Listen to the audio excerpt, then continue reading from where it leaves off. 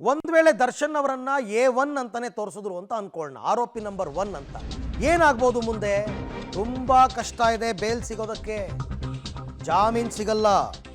ಆರೋಪಿ ನಂಬರ್ 1 ಅಂತ ಏನಾದರೂ ಆಗಿಬಿಟ್ರೆ ಜಾಮೀನು ಮರೀಚಿಕೆನೇ ಸರಿ. ದರ್ಶನ್ಗೆ ಜಾಮೀನು ಸಿಗೋದು ಕಷ್ಟ ಆಗುತ್ತೆ ಪ್ರಕರಣದಲ್ಲಿ. ಯಾಕೆಂದರೆ ಇದು 302, 306 ಎಲ್ಲ ಇದೆಯಲ್ಲ, ಮರ್ಡರ್ ಕೇಸ್ ಇದು, ತಮಾಷೆ ಆಟ ಅಲ್ಲ.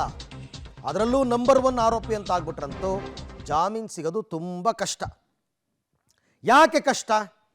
ಹಾಗಾದರೆ ಯಾರೂ ಕೂಡ ಈ ರೀತಿ ಆರೋಪ ಹೊತ್ತವರಿಗೆ ಜಾಮೀನು ಸಿಕ್ಕೇ ಇಲ್ವಾ ಅಂತಂದರೆ ಸಿಕ್ಕಿದೆ. ಇವ್ರ ಮೇಲೆ ಇರ್ತಕ್ಕಂಥ ಆರೋಪ ಏನು?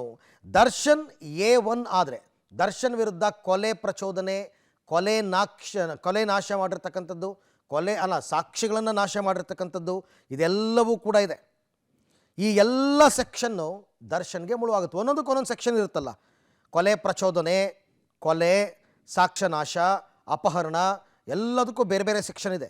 ಈ ಪ್ರಕರಣದ ಮಾಸ್ಟರ್ ಮೈಂಡೇ ದರ್ಶನ್ ಅಂತ ಆಗ್ಬಿಡುತ್ತೆ ಅಲ್ಲಿಗೆ. ದರ್ಶನ್ A1 ಮಾಡೋದ್ರಿಂದ ಜಾಮೀನು ಸಿಗೋದು ಕಷ್ಟ ಅಲ್ಲ. ಇನ್ಫ್ಯಾಕ್ಟ್ ಅವ್ರಿಗೆ ಸದ್ಯಕ್ಕೆ A2 ಅಲ್ವಾ, A2 ಆದರೂ ದರ್ಶನ್ಗೆ ಜಾಮೀನು ಸಿಗೋದು ಕಷ್ಟನೇ. ಈಗಲೂ ಏನು ಸುಲಭಕ್ಕೆ ಇವರು ಅಪ್ಲೈ ಮಾಡಿದ ತಕ್ಷಣ ಕೊಟ್ಬಿಡಲ್ಲ. A1 ಮಾಡಿದ್ರೆ ಇನ್ನೂ ಕಷ್ಟ ಆಗುತ್ತೆ, ತುಂಬಾ ಕಷ್ಟ ಆಗುತ್ತೆ. ಬಹಳ ಡೇಂಜರ್ ಇದು. ಹಾಗೆ ನೋಡೋಕ್ಕೆ ಹೋದರೆ ಇದು ದರ್ಶನ್ನು ಇನ್ನು ಬಿಡುಗಡೆ ಆಗೋದನ್ನು ಕನಸು ಅಂತಲೇ ಅನ್ಕೋಬೇಕು. ಈವನ್ ಚಾರ್ಜ್ ಶೀಟ್ ಹಾಕಿದ್ಮೇಲೂ ಇವ್ರು ಲೀಗಲಿ ಫೈಟ್ ಮಾಡ್ತಾರೆ, ಇವ್ರ ಪರ ವಕೀಲರು, ಆದರೆ ಕೋರ್ಟು ಕೊಡಲ್ಲ. 1-2 ಆರೋಪಗಳಿರೋ ದರ್ಶನ್ ಮೇಲೆ, ಹಾಗಾಗಿ ಕಷ್ಟ.